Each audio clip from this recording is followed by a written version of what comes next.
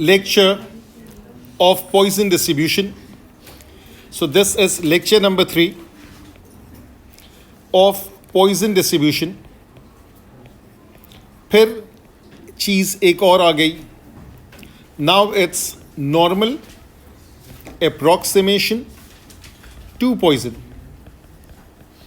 इसका मतलब है क्वेश्चन जो है वो पॉइजन का है और वो नॉर्मल बन जाएगा if certain conditions are fulfilled. चूंकि ये डिस्क्रीट है, ये कंटिन्यूस है, तो यहां पे they will be continuity correction वो होगी. अब आपके हाथ में कितनी अप्रोक्सीमेशन है? आपके पास 3 अप्रोक्सीमेशन है. पहली अप्रोक्सीमेशन है नॉर्मल अप्रोक्सीमेशन टू बाइनोमियल, जो S1 में पड़ी है. कल भी उसको एक नज़र देखा था, फिर से एक नज़र आपको दिखा दूं. ये था normal approximation to binomial. Condition क्या है? NP greater than 5, NQ greater than 5. Expectation X NP है, वेरिएंस X NPQ है. ये NP इधर आ गया, ये NPQ इधर आ गया. कंडीशन फुलफिल होनी चाहिए. आगे की वर्किंग में फिर CC करते हैं. दूसरी चीज़ हमने की Poisson approximation to binomial. Binomial का डेटा है वो पॉइजन बनेगा. दोनों डिस्क्रीट है, नो कंटिन्यूटी करेक्शन. सिंपल सा कॉन्सेप्ट है. N इज ग्रेटर देन और equal to 50, NP is lesser than 5. कल हमने इसके क्वेश्चंस किए, सिंपल क्वेश्चन भी किए, वो क्वेश्चंस भी किए जिसमें लॉग इस्तेमाल करके इनइक्वालिटी फ्लिप करके चीज़ें निकालनी थी. अब हम आते हैं तीसरी चीज़ पे. तीसरी चीज़ में सबसे पहले हम ये लिखते हैं कि X follows a Poisson distribution with lambda. Lambda को क्या कहते हैं? Mean number of occurrences. The rule says कि एक्सपेक्टेशन भी लैम्डा के बराबर है और वेरिएंस भी लैम्डा के बराबर है. ये हमारी सिलेबस की पैरामीटर से बाहर है कि ये ऐसा क्यों है. वो फर्दर मैथ्स में पढ़ते हैं, वो डिराइव करते हैं. ये ऐसे ही तुक्के से नहीं आ गया NP या NPQ या लैम्डा क्यों है, वो हमारे सिलेबस की हदूद से बाहर है. एक्सपेक्टेशन भी लैम्डा है, वेरिएंस भी लैम्डा है. कंडीशन ये है कि अगर लैम्डा की वैल्यू 15 से बड़ी है, बराबर नहीं है, बड़ी है. If lambda is greater than 15, then X follows a normal distribution lambda, lambda. Mean की जगह भी लैम्डा आ गया, वेरिएंस की जगह भी लैम्डा आ गया. As simple as this. अब यहाँ पर before we proceed normal distribution का थोड़ा सा रिव्यू कर लेते हैं.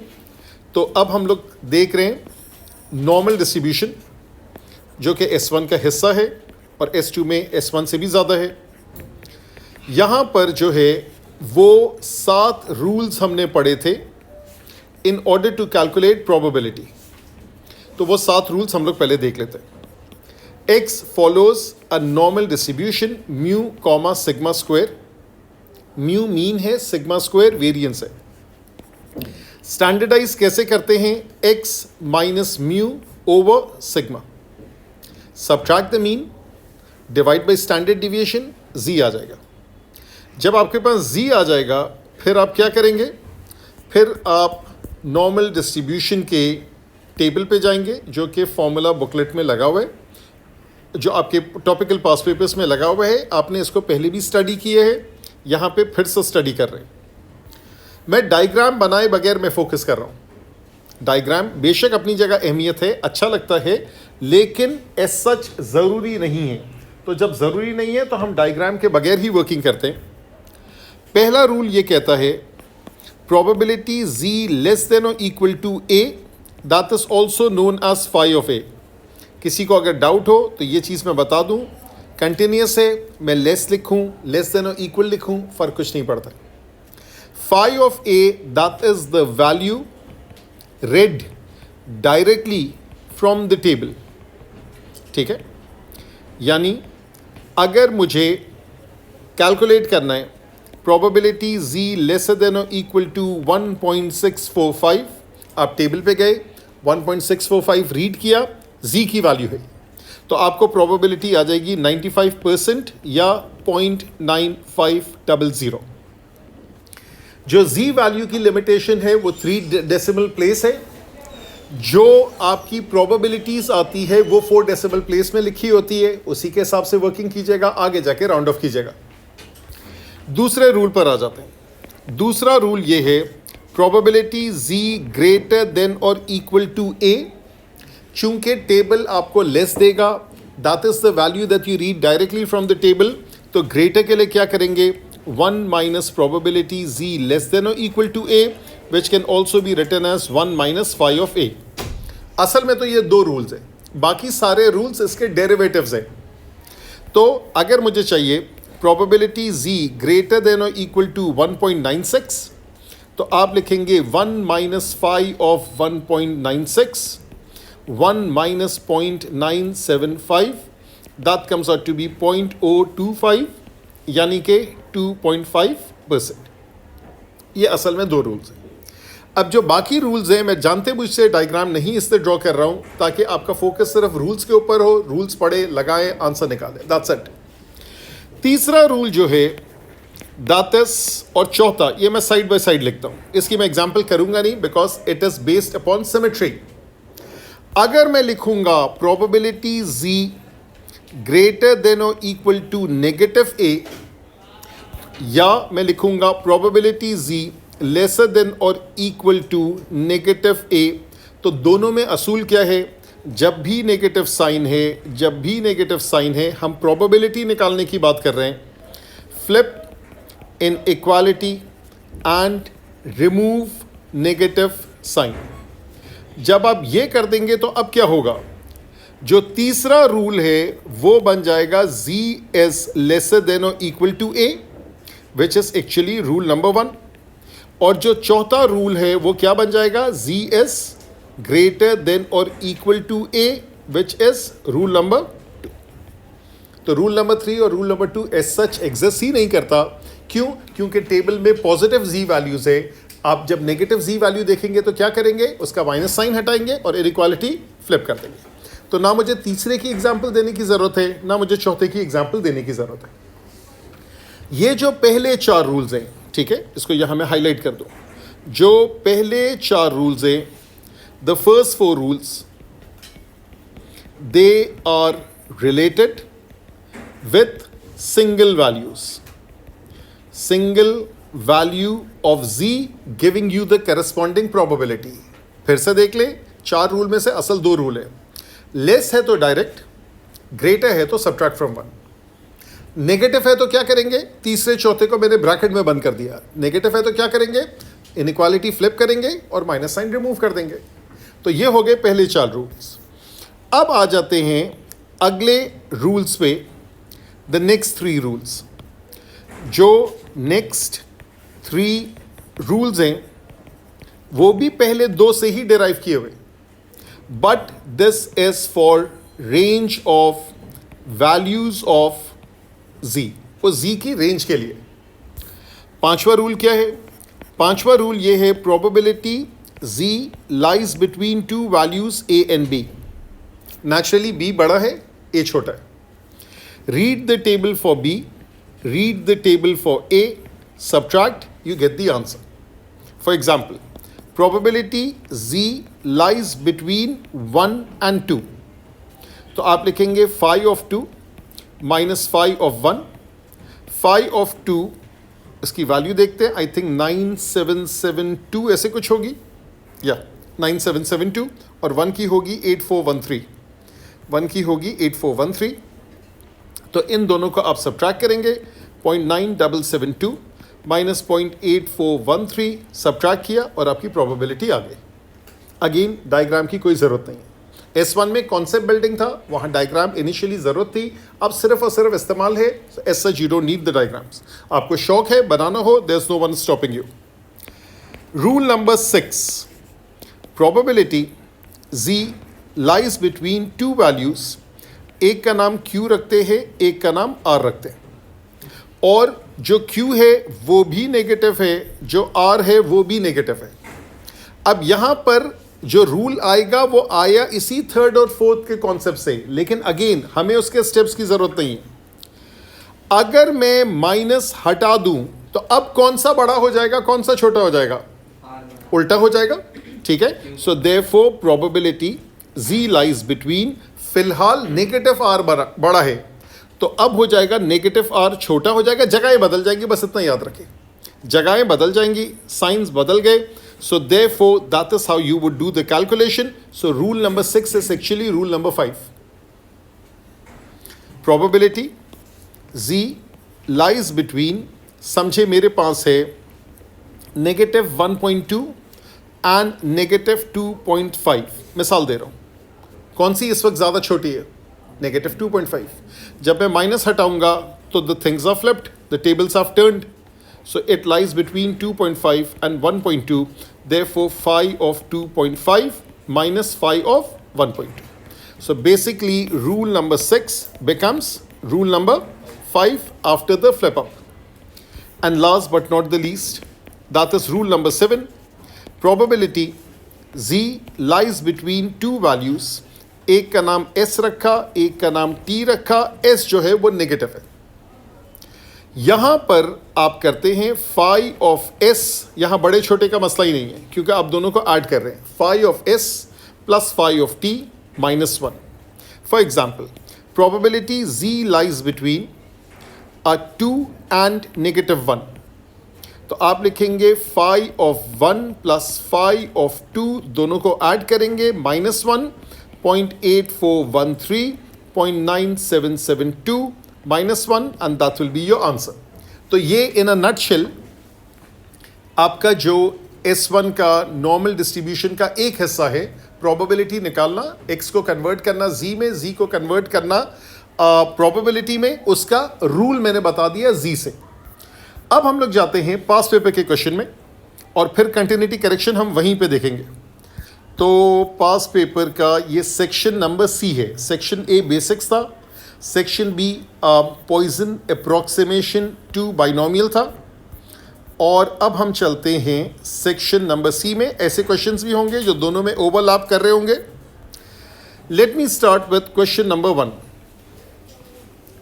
जरा कैलकुलेटर निकाल के अपने पास रख लें ताकि अगर जी वैल्यू वगैरह कैलकुलेट करनी हो तो हमारे पास चीज़ें मौजूद हो.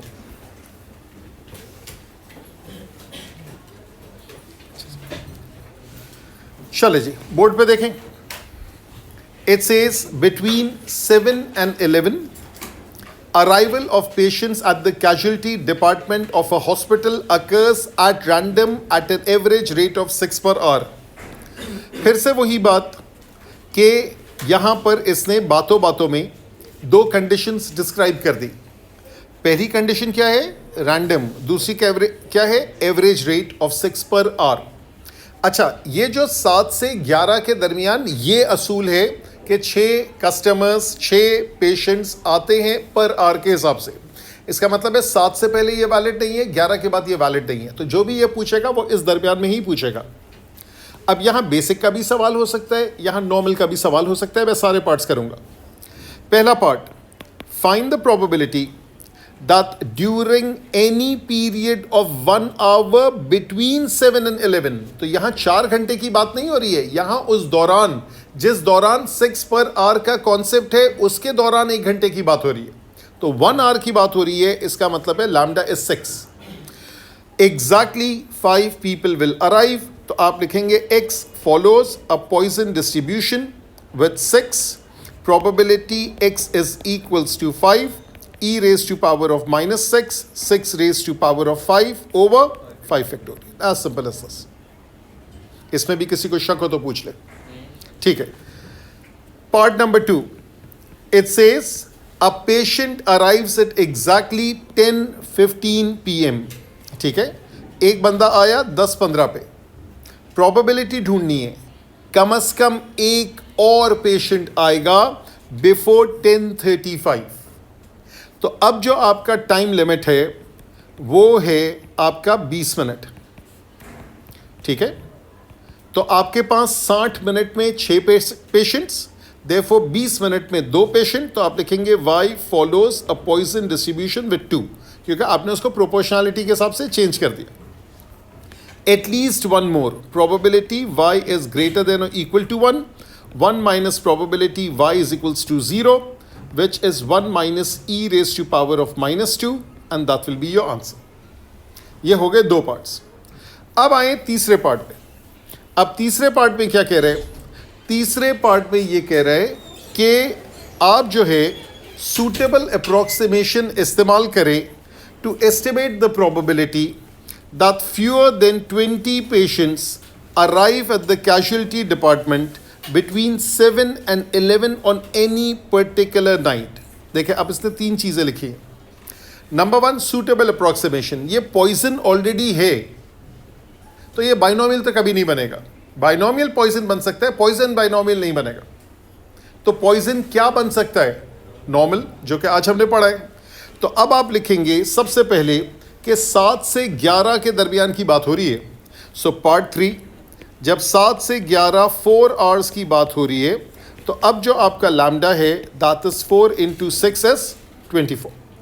तो अब आप लिखेंगे W, मैं जानते पूछते अलग अलग वेरिएबल इस्तेमाल कर रहा हूँ, सेम भी कर सकते हैं। W follows a Poisson distribution with 24।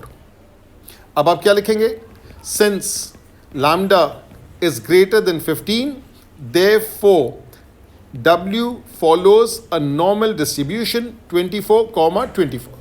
आपको अलग से भी लिखना हो तो लिख दें, एक्सपेक्टेशन ऑफ x 24 है, वेरिएंस ऑफ x भी 24 है, मीन और वेरिएंस दोनों बराबर है। W follows a normal distribution 24,24। अब क्या चाहिए? Fewer than 20। अब कंटिन्यूटी करेक्शन आएगी। So probability x is lesser then 20। यहाँ एरो बनाए, CC लिखें, नंबर लाइन खींचें।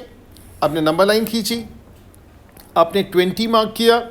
इसका अपर बाउंड है 20.5, इसका लोअर बाउंड है 19.5। किस डायरेक्शन में जा रहे हैं? उल्टे हाथ की डायरेक्शन में जा रहे हैं। या रेड वाली लाइन होगी या पर्पल वाली लाइन होगी। कौन सी लाइन एप्लीकेबल है? रेड वाली, इसलिए कि 20 इंक्लूसिव नहीं है। तो चूंकि 20 इंक्लूसिव नहीं है, आप वो लाइन चूज करेंगे जो 20 पे से नहीं गुजर रही। और अगर 20 इंक्लूसिव होता तो आप वो लाइन चूज करते जो 20 को इंक्लूड कर रहा है। ये S1 की नॉलेज है, ठीक है। अब यहाँ पर जो है probability x is lesser than 19.5, probability z is lesser than, calculator निकाले, 19.5 minus 24 divided by square root of 24। ये मुझे ज़रा आंसर दे दे। Naturally the answer is negative. Give me the answer correct to, after rounding off, correct to 3 decimal places. फिर से मुनिम, नहीं आगे चाहिए मुझे 919। ठीक है, ये 3 डेसिमल प्लेस है, इसलिए कि टेबल की जो लिमिटेशन है वो 3 डेसिमल प्लेस है, ठीक है ना। तो अब यहां पर अभी टेबल पे नहीं जाएगा, पहले क्या करेंगे? पहले इनइक्वालिटी फ्लिप करेंगे। z is greater then positive 919, अभी भी टेबल पे नहीं जाएगा। अब क्या करेंगे? अब अगला स्टेप लिखेंगे which is 1 minus 5 of 0.919, 1 minus, अब आप टेबल पे जाएंगे। So let me go to the table और 0.919 का देखते हैं क्या आता है, ताकि टेबल की चीज़ें भी रिवाइज हो जाए। अच्छा जी, 0.91 पे तो आ रहा है 8186, और आगे मैं जाते जाऊं तो आगे की लाइन में 9 पे आ रहा है 23। मैं डबल चेक कर लूँ, 81, 86 और 23 दोनों को ऐड करते हैं। सो 8186 प्लस 23, ये ऐड करके जो वैल्यू आ रही है that goes in their, 1 minus that value is the answer. सही है, आराम से देख लें। इस क्वेश्चन में जो नॉर्मल अप्रॉक्सीमेशन वाला था वो ये था। स्टेप बाय स्टेप देखें। 4 घंटे के लिए, अब इसने 1 पर्टिकुलर आवर नहीं कहा, इसने कहा पूरे 4 घंटे के लिए। लैम्डा हो गया 24, एक्सपेक्टेशन भी लैम्डा होता है, वेरिएंस भी लैम्डा होता है। आपने पहले लिखा पॉइजन डिस्ट्रीब्यूशन का डेटा, आपने पॉइजन डिस्ट्रीब्यूशन बताया, इसको पैरामीटर कहते हैं। NP बाइनोमियल के पैरामीटर्स है, म्यू सिग्मा स्क्वायर नॉर्मल के पैरामीटर्स है, पॉइजन के पैरामीटर्स इज लैम्डा। फिर आप लिखेंगे जस्टिफाई करेंगे, जस्टिफाई करना ज़रूरी है। Since lambda is greater then 15, W follows a normal distribution 24-24। फिर उसके बाद आपने जुमला पढ़ा, fewer than 20 does not include 20। Fewer than 20 किया, मैं सीधा सीधा नंबर लाइन बनाता हूँ, अपर बाउंड लोअर बाउंड मैंने मार्क किया. Lesser than 20 could be 19.5, could be 20.5, दोनों को मैंने लिखा. और फिर उसके बाद यहाँ स्टैंडर्डाइज किया, यहाँ पे कैलकुलेटर इस्तेमाल हुआ, एक्यूरेसी का ख्याल किया, माइनस साइन आया, माइनस की वजह से फ्लिप किया, रूल नंबर 2 आया. रूल नंबर 2 का मतलब है 1 - 5 ऑफ दिस वैल्यू. उसके बाद आप जाने टेबल जाने, subtraction, and then you get the answer. यहाँ तक सही? अच्छा जी, यहाँ पे मैं रोकता हूँ lecture number 3 of Poisson distribution.